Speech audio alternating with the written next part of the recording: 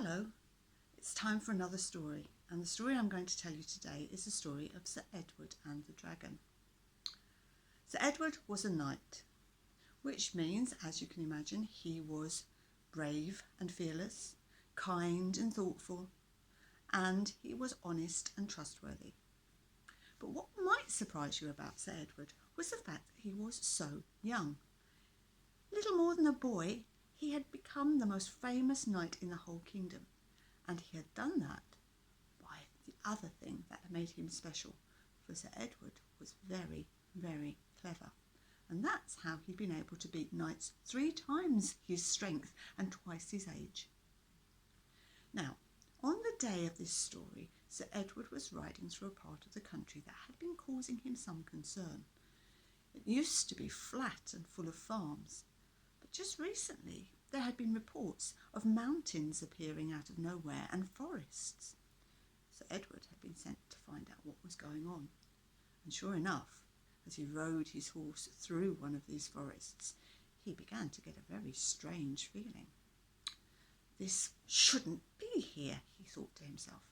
Now I wonder why someone would go to all the fuss of building themselves a mountain and a forest, unless they had something to hide. As the day wore on, Sir Edward decided to stop in a clearing that he came to and give his horse a rest. The clearing had steep rocky walls on one side and a stream that ran through the middle of it. The horse drank from the stream and began to eat the grass, and Sir Edward looked around, and that's when he saw something out of the corner of his eye.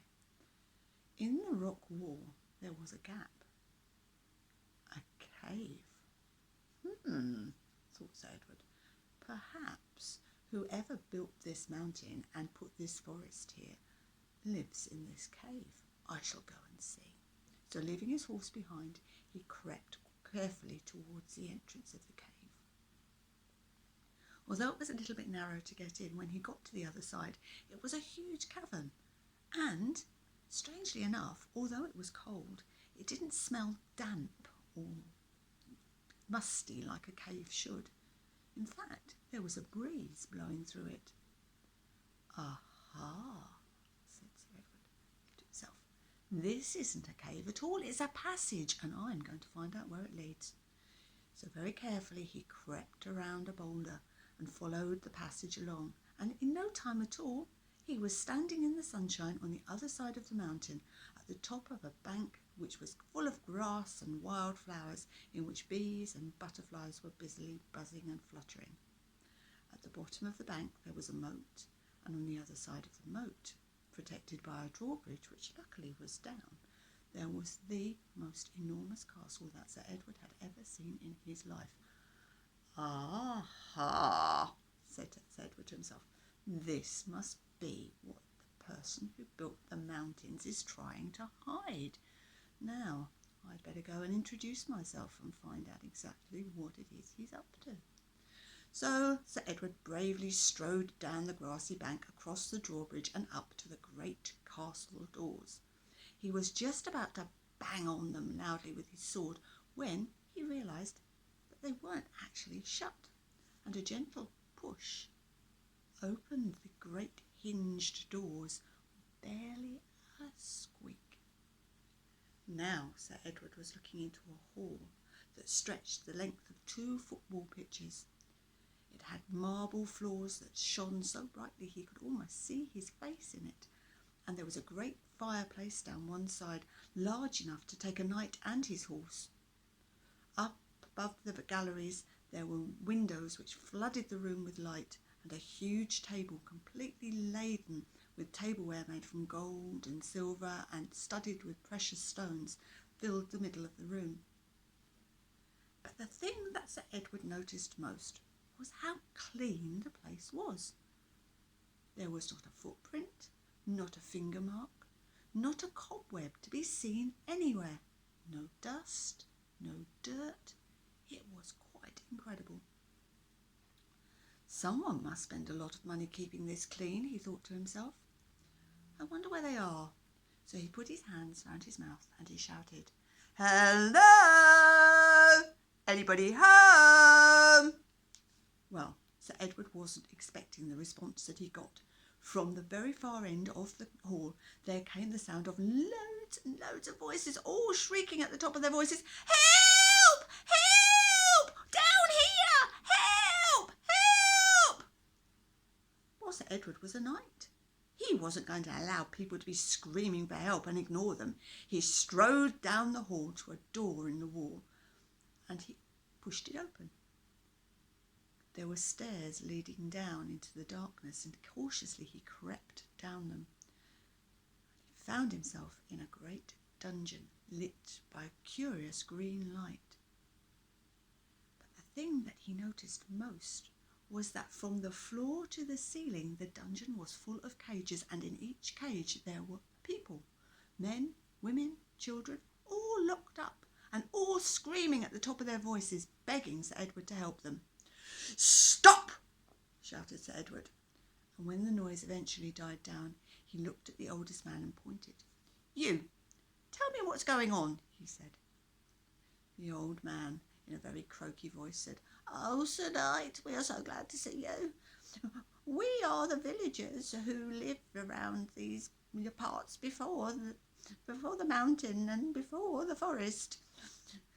A dragon came and built this enormous castle, and to hide it he put the mountain in front of it, and to keep it clean he took us all prisoner, and now we spend each day locked in these cages until he comes home and lets us out, and then we clean the castle from top to bottom, and he puts us back in here.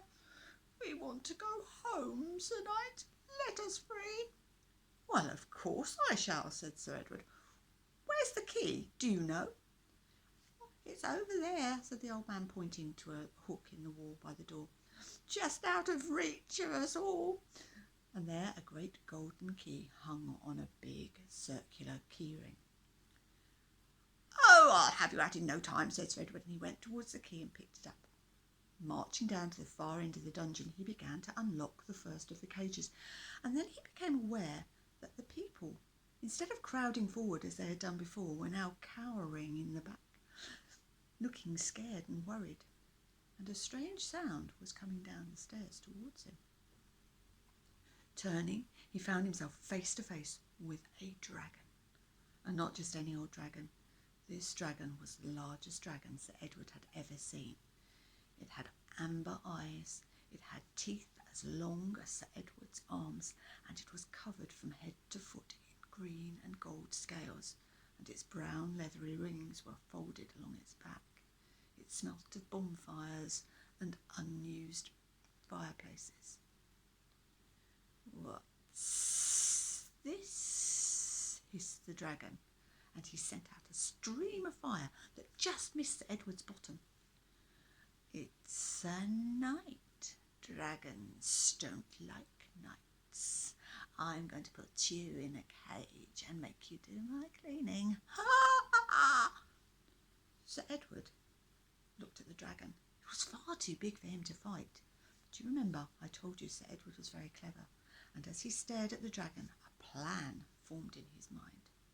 In his loudest and bravest voice, he said, "Dragon, oh dragon, it looks like we've got off to a bad start, you trying to burn my bottom with all that fire and everything. And it's quite clear to me that you have no idea who I am, or you would not be taking such a dreadful risk." "What?" said the dragon. "Who are you? You're a knight. Dragons don't like knights." "I'm not just any knight," said Sir Edward, and he put his hand down towards the hilt of his sword, which was strapped to his hip. "I am Sir Edward, keeper of the crystal sword, and you must know that if I pull this sword from its scabbard, that will be the end of you." "The crystal sword?" asked Dragon, puzzled. "Oh, I've never heard of a crystal sword," which was hardly surprising because Sir Edward was making it up, but he was very good at this, so he carried on. "Well, you might not have heard of it, but plenty of dragons, ogres and giants have, and they've all ended up dead. This is a magical sword made by the most powerful magician the world has ever seen, And he has made it so powerful and so magical that if I pull it out of my scabbard and just throw it into the air, no matter where you go and however many times you turn around, it will find your heart and kill you. Dead. Now, as I said, Dragon had never heard of the crystal sword because Sir Edward was making it up, but he wasn't stupid enough to take that sort of chance. Crystal sword, you say? Well, it's easy to be brave when you've got a crystal magical sword. Come outside. I'll fight you out there. Dragon was pretty sure, because he was so big, he would be able to burn Sir Edward to a crisp before he ever got the crystal sword out of its scabbard. No, said Sir Edward, I have a better idea. Let's go to the other side of the world and I'll fight you there. Why the other side of the world? Asked Dragon suspiciously. Well, I want to be fair, said Sir Edward, and the simple fact of the matter is that the magician who made the sword lived on the other side of the world, and at the other side of the world there is a tall mountain that reaches all the way up into the sky, and at the top of the tall mountain there is a tall tower, and in the very top room of the tall tower there is a hall in which there is a golden cage, and that golden cage is the only place on earth where the magic from the crystal sword doesn't work. So I'll see you there in 2 weeks' time and we can have our fight. You're on, said Dragon. I shall kill you then. And he turned and slithered up the stairs and disappeared with a flap of his leathery wings. Sir Edward returned to setting free the prisoners, and in no time at all every single cage was empty and the people were heading off for home. But the old man who he had spoken to first hung back. Sir Edward, he said, don't you think you should head off after Dragon? You don't want to give him too big a head start. After all, if he gets to the cage first, well, he'll be waiting for you. You won't stand a chance. Laughed Sir Edward. Oh, dear. No, I'm not going anywhere. I made all of that up. But it will take Dragon more than 2 weeks to get to the other side of the world, even flying at his pace. By the time he gets there, he's going to be very, very tired. And when he finally gets enough strength to start looking around, he's going to go looking for the tall mountain, which isn't there. So because he can't find the tall mountain, he'll have no choice but to come back. But he's not stupid, and he will know that I have tricked him. And when he knows he's been tricked, well, he'll be too embarrassed to come back here and face everybody, so you and your families will be perfectly safe. And if not, I'll come and sort him out when the time comes. Oh, you are so clever and so brave, said the old man. Thank you, Sir Edward. And he set off. And Sir Edward went back through the passageway, mounted his horse, and set off for another adventure. But Sir Edward was wrong about a few things. He was right about one thing. It did take Dragon a lot longer than 2 weeks to get to the other side of the world. And he was also right that when Dragon got there, he was very, very tired. And after a few days, when Dragon had finally got his strength back, he began to look around for the tall mountain. And that's where Sir Edward was wrong. For after a few days, he found a tall mountain that stretched right up into the clouds. And Dragon climbed to the top. And, would you believe it, Sir Edward was wrong again, for at the top of the tall mountain there was only a tall tower with steps leading up that Dragon climbed. And I know you're not going to believe this, but at the top of the tall tower, yes, you're right, there was a great hall, and in the great hall there was a golden cage. Not quite as big as Dragon was expecting, but a golden cage nevertheless. Ha! Thought Dragon, looking around. No sign of that pesky knight, and the golden cage will stop him from killing me. I shall just creep inside and I shall lie in wait for him, and then I shall burn him to a crisp. And Dragon pushed his way into the cage. But Dragon was a very big creature, and the cage was considerably smaller than he was expecting.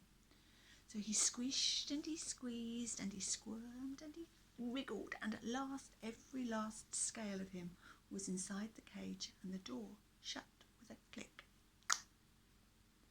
"Oh, bother," said Dragon, for he was completely caught. There was no room for him to turn around.